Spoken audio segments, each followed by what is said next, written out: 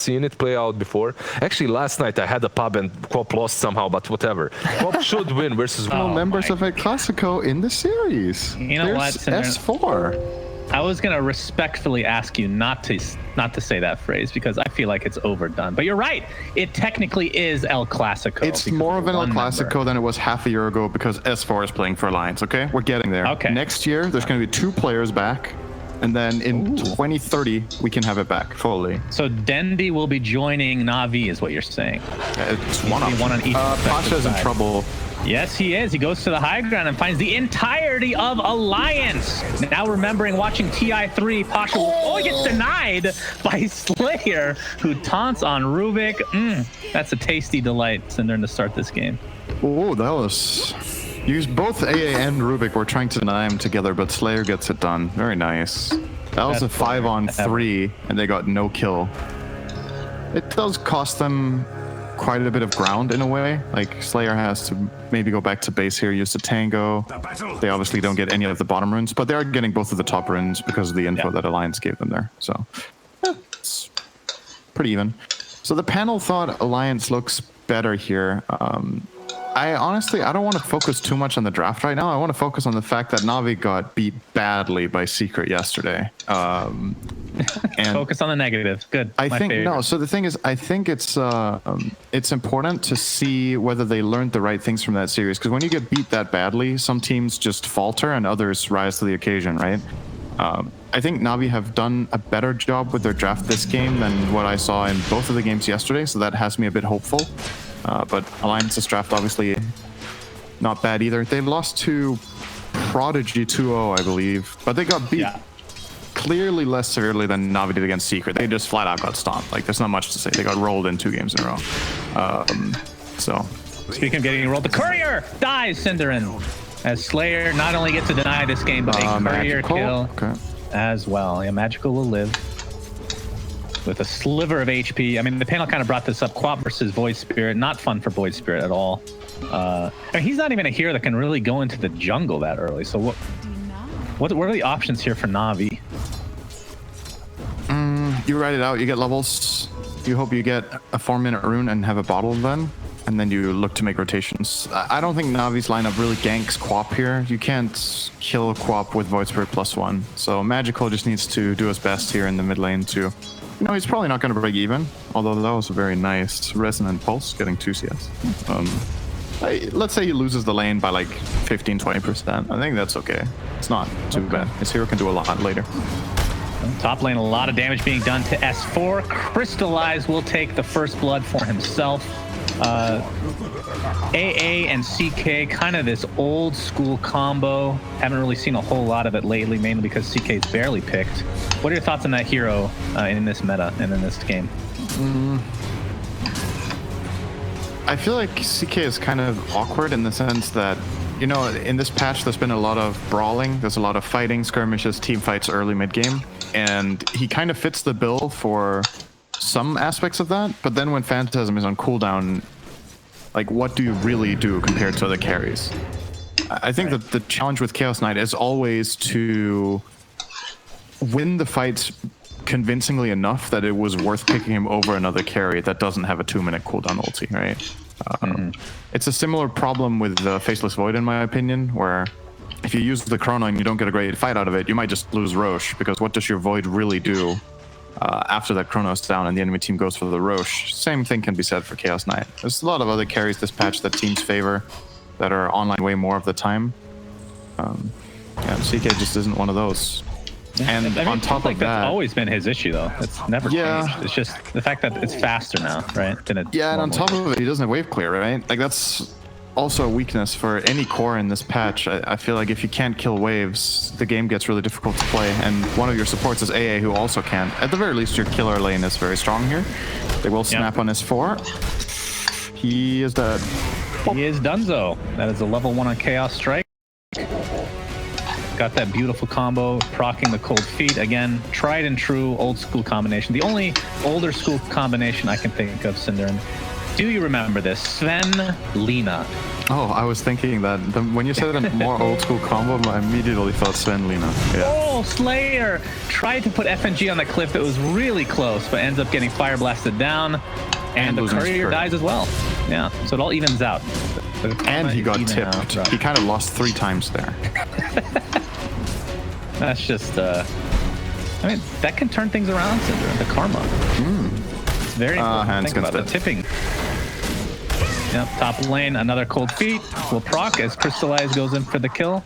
So, again, the kill combo. Pretty concerning how bad Alliance this lane is doing right now, to be honest. Like, Beastmaster does not play well from this far behind. At the very least, he got level 3 now on S4 from that camp, so that'll probably help him out. But yeah, they've died 3 times top. Beastmaster has 13 CS to CK's 25. And Wyvern with level 3, there's some potential here. But the issue is CK is getting these early value items, and that can offset this bit of burst that this lane can have. You can probably tank through it with a Bracer plus treads and just man up and win every time. So my question is, how do you get Beastmaster into this game and make him powerful? I haven't seen Beastmaster lose lane this hard in a while. It's just a difficult lane, honestly. There's not much else to say. FNG losing the rune in the bottom side of the river is forced away. Don't think they have any kill potential though. I didn't get Magical is ticking very slowly. Oh, did he? Oh, okay. Never mind. Fair enough. He did everything correctly. 4 runes for Alliance. FNG. Right, that'll help. Yeah, that's a lot. That is a lot. Yes, that's the maximum that is quite a bit. amount. That's more than 3 as well. In case you were wondering. Limp right now. He did get the rune, by the way. Magical, a little bit unlucky. Did not go for the top rune in time. Hasn't gone for a bounty rune yet, but obviously, like you said, they got them all. So not able to do that either. So in terms of CS, he is at 21-3 versus 25-14 of Quap. So it's mainly just the level advantage right now. Basically half a level. I think he also had to buy 1 or 2 salves, and now he's getting forced back to base. So pretty significant advantage for Limp here. And it's not going to get easier when Void Spirit comes back. You're going to have to dissimulate every single Shadow Strike, and that just means you have no escape from Sonic Wave until you're level 6. So you're very susceptible to getting ganked right now, or even getting soloed by Limp if he wants to. Limp got a haste now. Gonna help S4. I'll try to get something on top, but it was spotted by this dire ward, nicely placed beforehand by Ilias. Yeah, and he's gonna have to turn around now. Yeah, he realizes that. FNG, by the way, denied his own ward. I think it was blocking the camp in the bot lane. Completely denied it. That was interesting. Took him like a million hits. But yeah, you need to hit like 8 times, right? Oh, S4 top again. Crystallize top. Yeah, combo. The proc is there. Knight's blocking from Handskin, but there's the Quap TP. They're overextending badly right now. Is there. Limp with the Sonic Wave is available. There's the ult from the Chaos Knight. Looks like they'll find the Chaos Knight, but the AA was able to TP out just barely. That is a game changer that Wyvern has Cold Embrace. When you see what happened there, it makes you wonder if Hanskin could have maybe gone 1-1-1 build to have this Cold Embrace like 2 minutes ago. Because every time S4 has died, they've had to extend a little bit further with their than just their spell combo. And obviously Cold Embrace buys a lot of time for TP rotation here. Yeah, and with that, I mean, the CS department was very even between the 2 carries, the CK and the Morph, but of course, CK had the advantage in terms of net worth just because of all the kills, but now it's actually just completely even. So that 1 kill makes a huge difference. What are your thoughts on... actually, I do have a mechanics question, because I don't know what they ever did with this. The whole Rubik stealing Morph, does that still work? Or attribute shift, sorry? Yeah. So you can go all the way to strength and give up another spell and you still have all that strength, right? Yeah. That's nice. I think so, at least. I don't think that got changed. Yeah, I think it was a feature. At first it was a bug, but then Ice Frog was like, you know what? I like this bug. I play Rubik. Yeah, he obviously does not play Centaur after the shame and humiliation that hero has seen throughout the years. Yeah, he's really bad right now. He's totally not being rated high. I hate that. Doesn't matter if he's good or bad. Okay. It's the now that's of the thing. Really good argument. You should go into politics. Yeah, that's true. That would be perfect. S4 not quite level 6 yet. We still are a minute and a half away from the outpost going off. So expect perhaps some team fights around that time. Crystallite's taking a lot of damage though. Arctic Burn, only level 1, but percentage-based damage is pretty strong, I hear. But yeah, going back to the Morphling, regardless of the farm right now, how does this game look for him as a hero? He always has to worry about Ice Blast, and I think Chaos Knight against Morph is a very special matchup in the sense that with Ice Blast on top, Morph can just get popped by CK, but usually if that's not there, CK doesn't have enough burst. So this specific pairing of Navi heroes can solve Morph for the majority of the game, although he can of course choose to go an early Ghost Scepter against Chaos Knight, a super high value item against that hero. Handskin attempted to TP out, but was killed instead.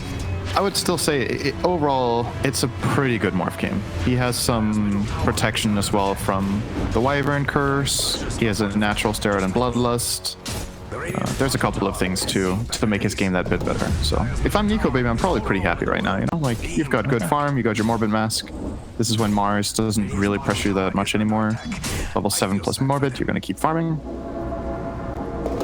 Yeah, and then in terms of item build, CK treads into Armlet incoming. No huge surprise there, as the Outpost battle is a cometh, but Outpost by Na'Vi on both sides, actually.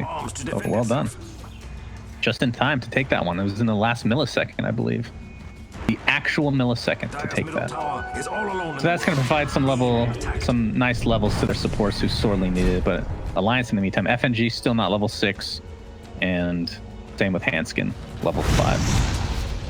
Oh, he's taking some damage bot lane, but I don't think Magical can do much here.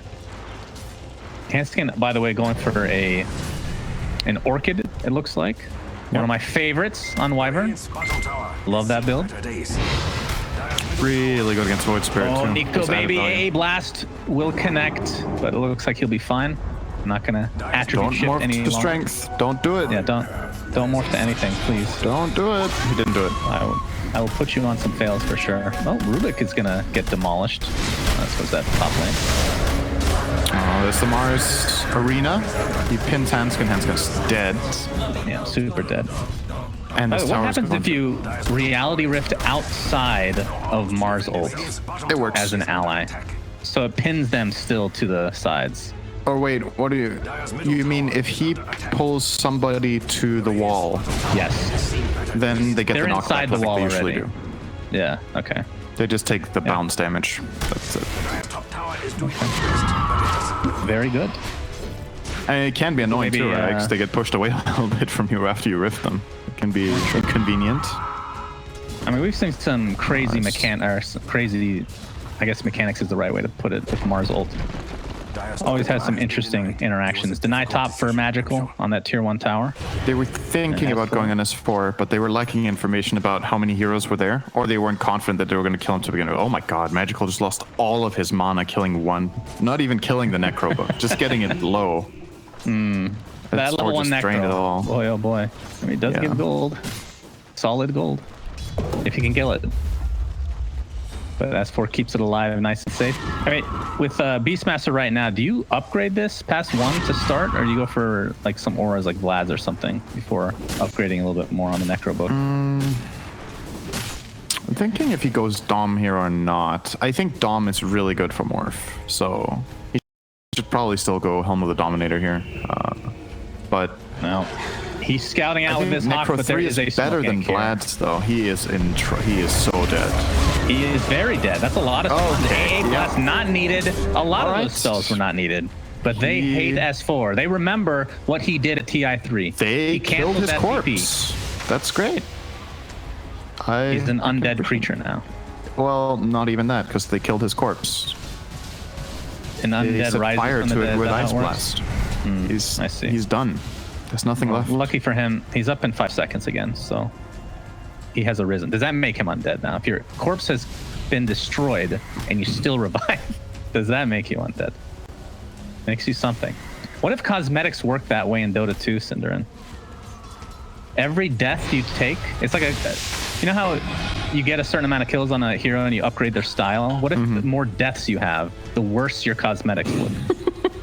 In the game or general?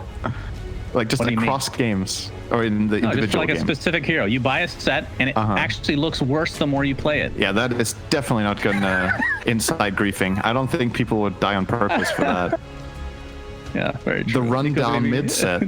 Perfect. Hey, a lot of pro players would enjoy that.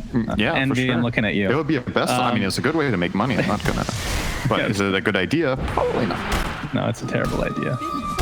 Nico Baby about 1,400 away from finishing his E-Blade, by the way. What are your thoughts on rushing E-Blade on Morphling? We see it more often than we ever see in the last year, I want to say, versus the rest of the history of Morph, where you would always go to second item or something like that. What's changed? Just faster pace? I like the rushing of E-Blade if you're playing in a game where you specifically don't need Manta. So there's a couple of heroes that Morphling really wants Manta against. Let's say a lineup that really relies on the Vessel, but if you take off the Vessel, you're kind of invincible almost. In those games, it's insanely good. Or if you're playing against a lot of natural silences that heroes have, such as say like Skywrath or DP or whatever it could be, right? The upside to going E-Blade this game is you can't counter the Ice Blast anyway, so play to your strengths. Like, try to be this assassin type hero that needs to dodge Ice Blast rather than playing as just a flat out I'm gonna commit carry, because that can backfire really badly. If you go for this E-Blade, you have a chance of one-shotting the AA before the fight begins, and then all of a sudden you didn't need your Manta style anyway or anything, right? Like no defensive. Or if you have, say, a frontliner in your team, which they don't really have, so that's a bit concerning. He can't really rely on somebody else to take the brunt of the damage first and then go in and clean up, because most of Alliance's heroes kind of just, die fast in this game. They're really good at dying fast, yeah. Yeah, so... But I still agree with E-Blade, though. I think it's the best item here for what he can do in the game. And then obviously he will transition into carry items later. You see him currently eyeing up as Sanj and Yasha afterwards. He might go SNY Satanic. Standard build against Ice Blasts. Just reduce the duration. Heal up after Outlast it. Pasha just dodged death. Actually, never mind. Okay. He's on the run. He's on the hunt. They smoked up, but there's absolutely nobody in the vicinity from Alliance's side. And usually that means that there's another smoke going on, but that I don't believe was the case. Instead, it is a Roshan himself. Aegis in tow.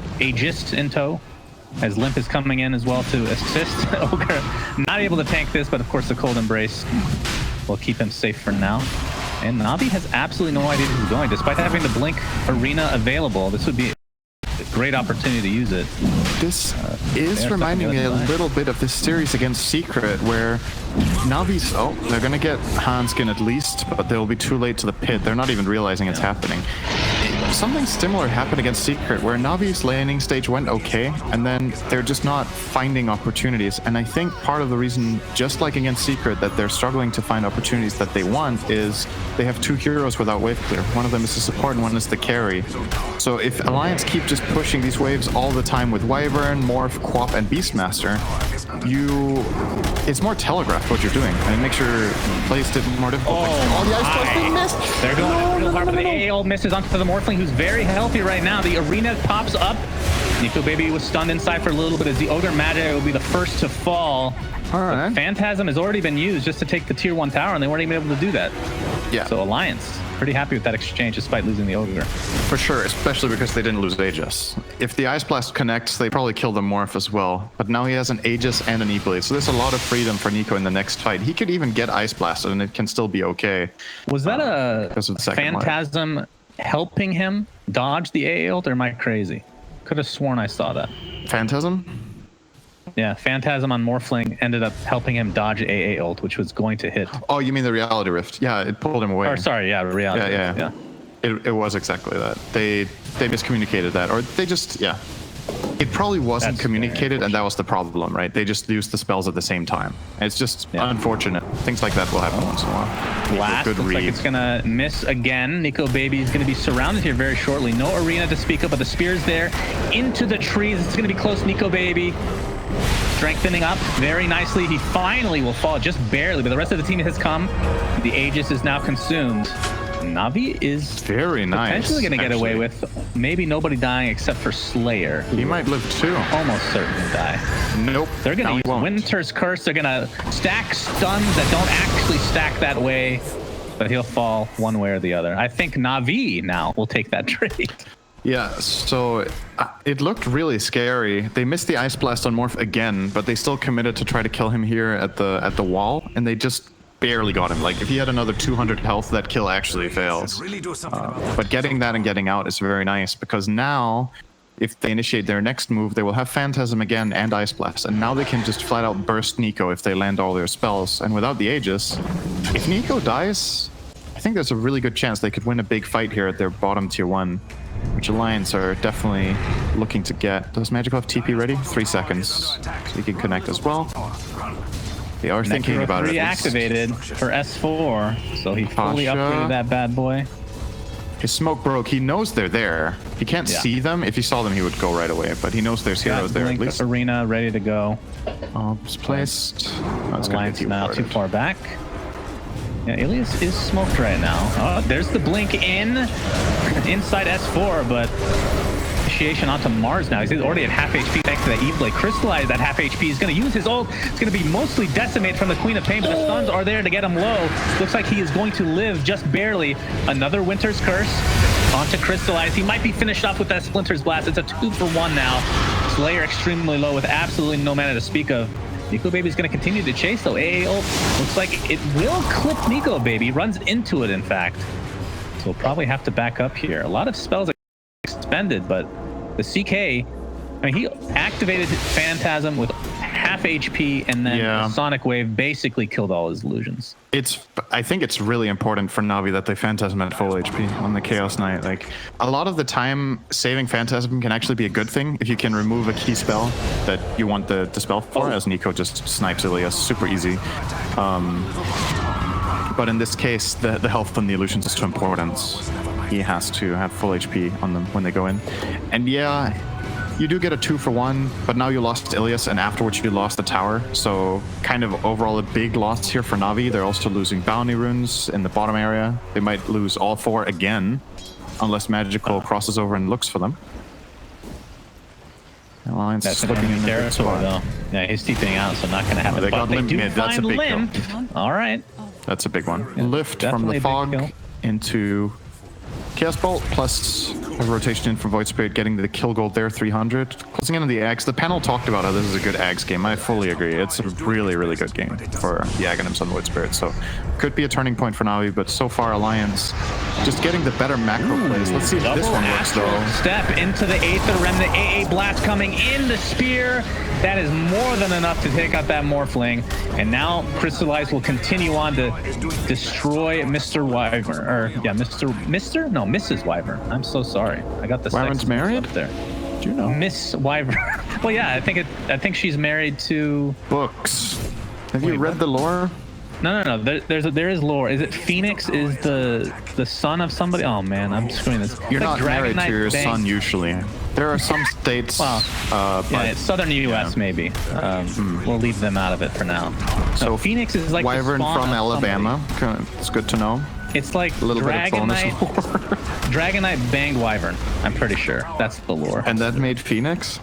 I think so. I could be mixing them up. If this is actually true. Or is that one of Slax's hypothetical episodes? It's one of the ones that Slax hates, but the actual writer for the lore said he doesn't mind that being a thing. So it's not technically canon, but it could be in the future. Okay. I'm just going to take your word for it. I haven't read the lore. You don't need to watch Loregasm. You can just listen to whatever I say. I'm sure it's correct. Lemp is working on his BKB. He does have the Orchid, as you saw earlier, along with the Wyvern. So double Orchid against... What do we have on the side of Navi? There is the Yules on Magical, who's going the Ags, like you talked about. But other than that, I don't believe they have any Dispel to speak of past that. And CK is not exactly a hero you would ever want to buy. I mean, BKB doesn't really feel great a lot of the time.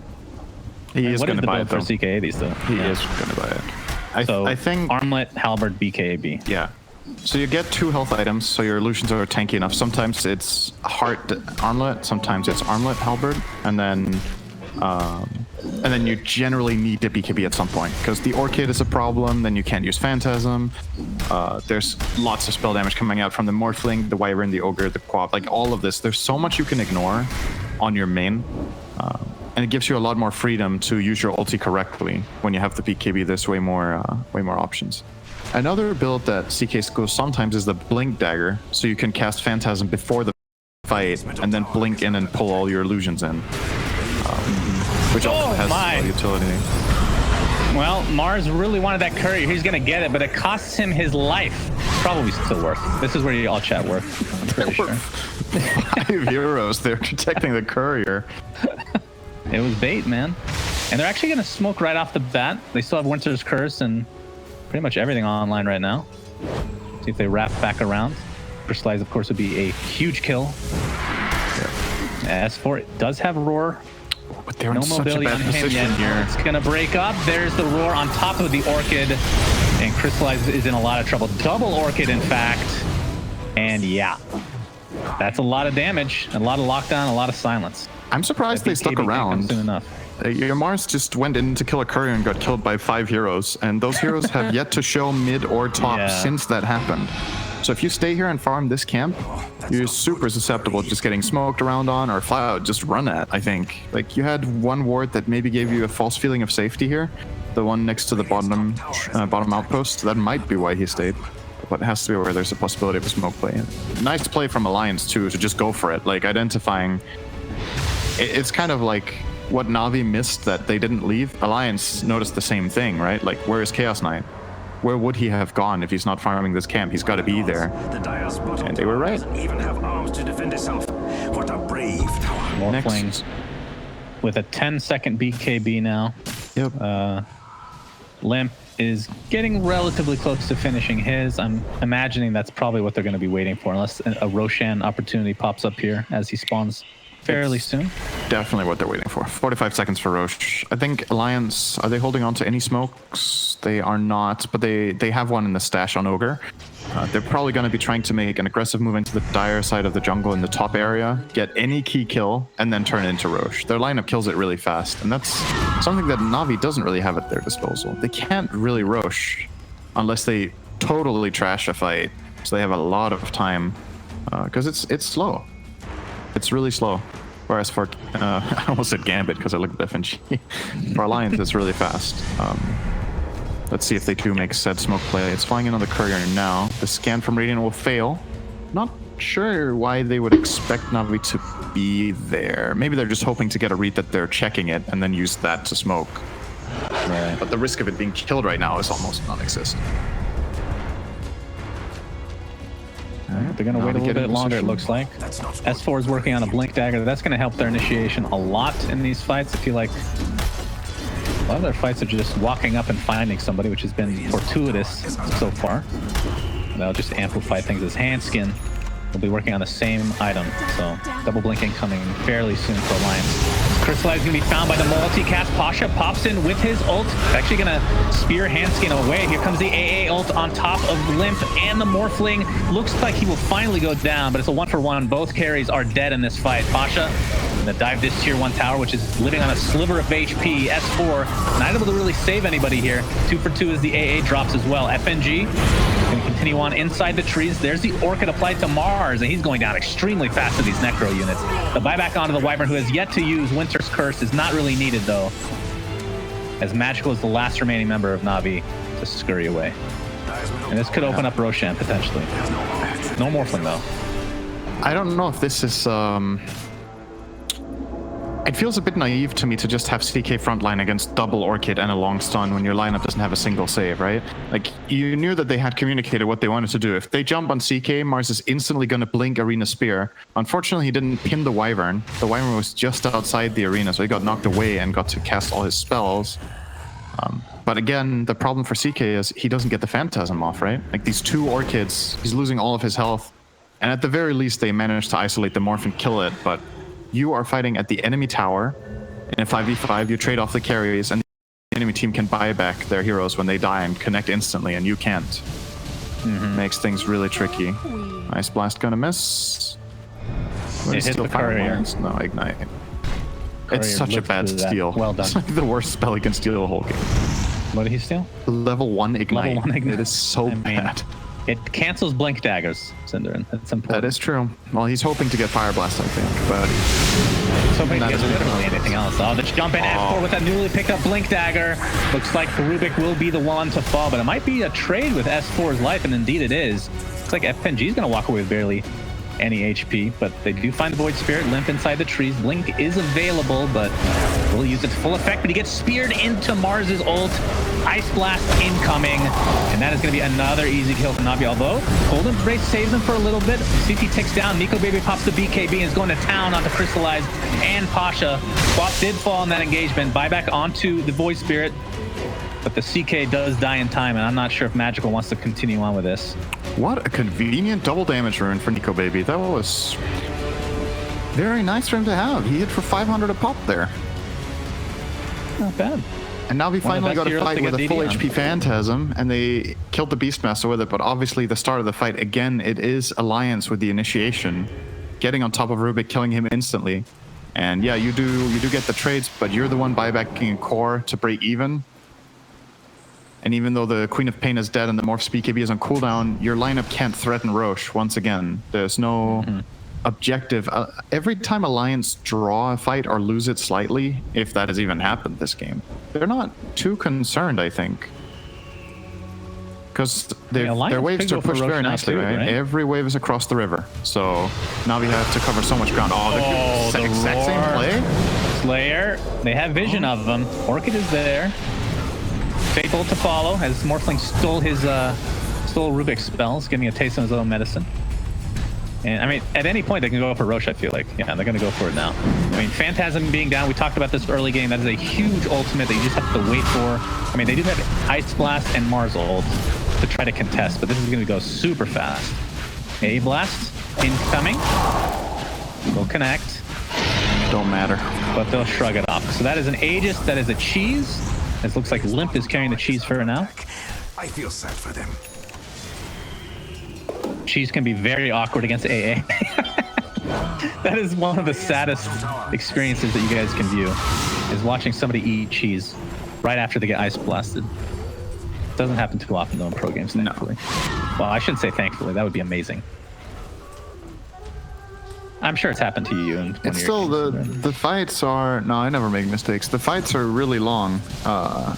Or not really long, but they are long enough that Queen of Pain can take damage, reset, and get the cheese off. Or, even better, if it comes to it, be able to trade it over to Morph in a tough fight where he survives the Ice Blast. He can reset and re-go. Oh, top lane.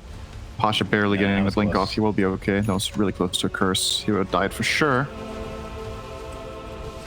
But yeah, I think the cheese is kind of just usually it is just an extra thing to the Aegis, right? But in this game, even more than usual. It's like, it's nice, but they're killing Roast for the Aegis, and it's all they really need. This Morph now has Aegis and Satanic. Killing Nico Baby is going to prove to be really challenging for this Navi lineup.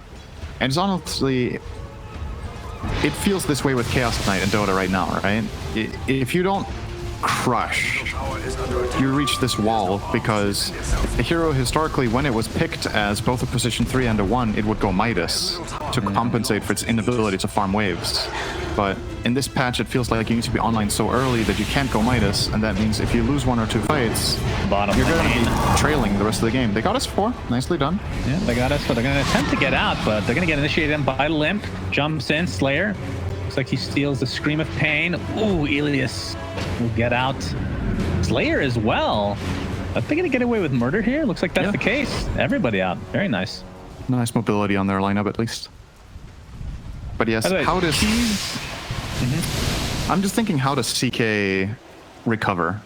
How is he ever going to financially recover? How do you buff CK to be 5? Give him Cleave, just not a skill. He's the only hero that starts with Cleave. I mean, Silencer gets built-in intelligence steal now, right? They switched that up again. So why not?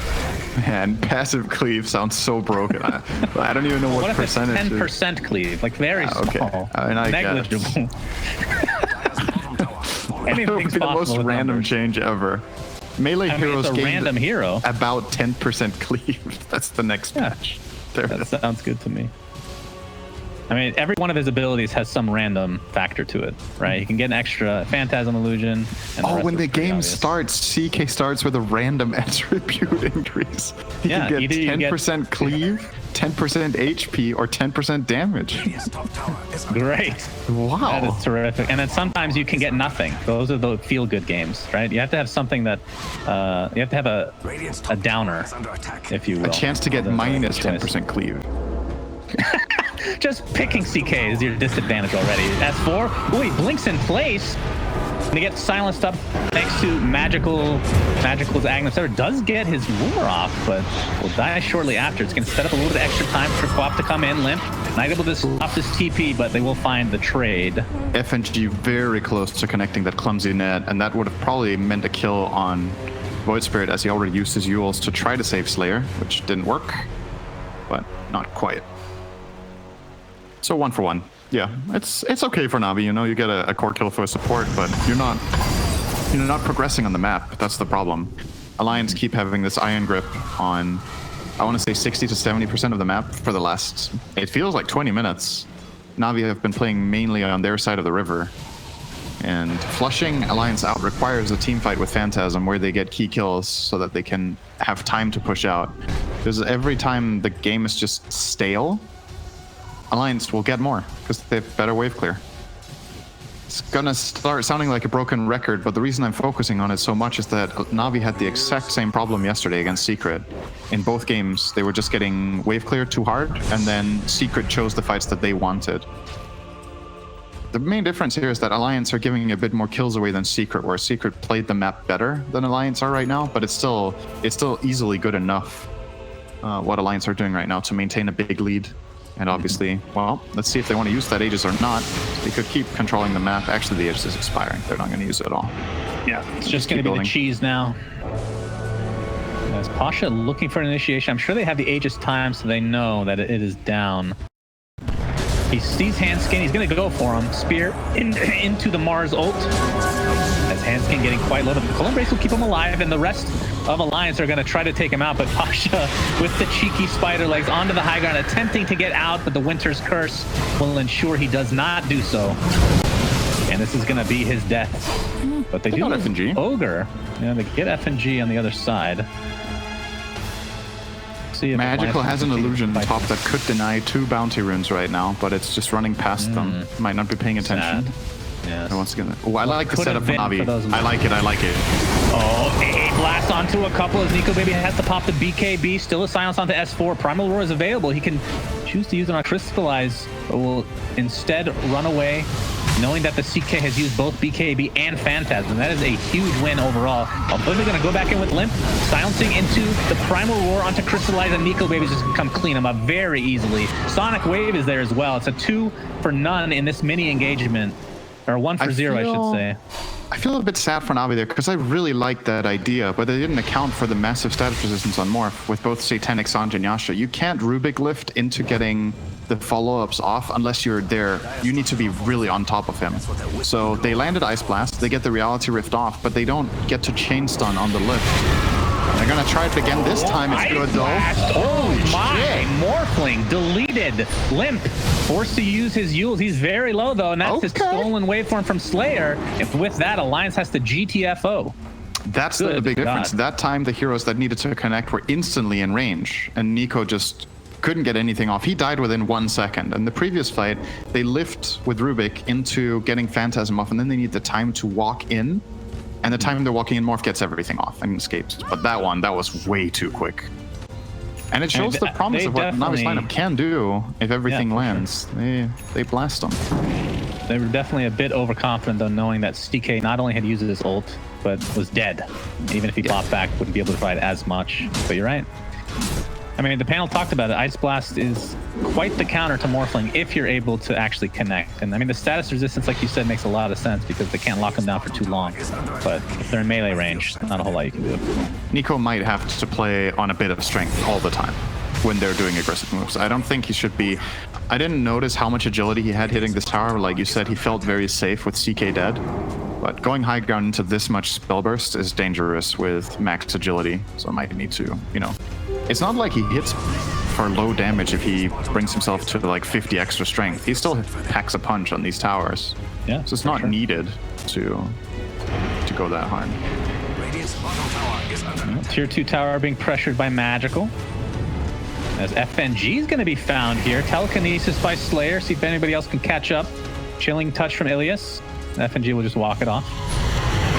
S4 jumping in. Oh, he actually did proc the Lincoln Spear, which was recently picked up by Magical. So not only a Yule's, but a Lincoln's defensively here. Take off all those pesky silences. Instantly got silenced by Resonant Pulse there, by Magical, so the roar didn't come out. It's obviously really nice against S4 for now. They are killing Pasha's illusion real bad. Get it? Yeah, it's man, pretty dead. They didn't stop. They were like, fuck this guy. They knew it was an illusion halfway through. But they were just Are you sure they knew, Cinderin? Are you sure? Gotta show dominance. I mean, what are the stats on that illusion for Illusion Escape? It is 150% it does 50% damage taken. Damage. I takes 150. think they realized halfway through that wasn't an illusion, but I mean, you just gotta get it right. Yeah, I mean, you've used all your stuff anyway, right? You might as well kill it off. Just indeed. It looked like it's always funny when you realize it's an illusion and you just kill it off out of frustration. Like it looks like it's out of frustration, but it's still a good play. You need to clean that up so it doesn't give vision, information, stop creep waves, whatever. So it's still fine. It's just funny. Well, Magical collecting some of the enemy mangoes. Delicious treats indeed. And Pasha's just going to take out the tree entirely. But yeah, Magical working towards a sheep stick, it looks like. He does have the Witless Shako equipped, so that's 1200 HP and minus 400 mana for him, which of course with his current item build, not really going to run out. More than enough on him. Oh, they found Limp. That's Queen big. of Pain again. Feels like every game we cast, Queen of Pains are just out of position constantly. Maybe it's a curse that we should look into. Navi are actually recovering this game at a really good pace right now. They've gained 5k gold back. Now that they have the level 25 on Void Spirit, he has a lot more damage. He easily cleaned up the Beastmaster push bottom. Debatable whether you take the Astral Step crit here or the Dissimulate Stun. I just think this Dissimulate Stun talent is really good, but I feel like it does favor the damage here. You correct me where I'm wrong here, but this is not like a right-click build at all that he's gone. So I'm very surprised that he went for that. It definitely is. It does clean up waves very easily, though. Lincoln is popped into the He has no defensives already. What is happening? And he is dead. He is super dead. We're going to have a team fight here as the buyback onto that curse is crucial. CK is destroying Slayer, his teammate. Bye-bye, my friend. S4 gets off the Primal Roar, but he's going to get saved into a spear into the arena itself. Looks like he's going to have a couple buybacks from Na'Vi now as Morphling getting very low. Strengthening up, though, with that Satanic. Very nicely done. And Crystallize will find his way to the grave. So these buybacks are all for none, it looks like, for Na'Vi potentially. And Magical just going to have to run away. Spear, not really going to do a whole lot. And it looks like Alliance are going to be able to clean this up very nicely. The stolen Spear onto the Void Spirit. And down he goes. Pasha, you'll be able to prevent a little bit of damage, but that's the entirety of Alliance. Spartan style will not work for you. The Phalanx for the lose. And this is going to be a Roshan. This is the Aghanim Scepter Roshan. This is going to be fun to see who gets it. I think Alliance could actually just throne right now. They could.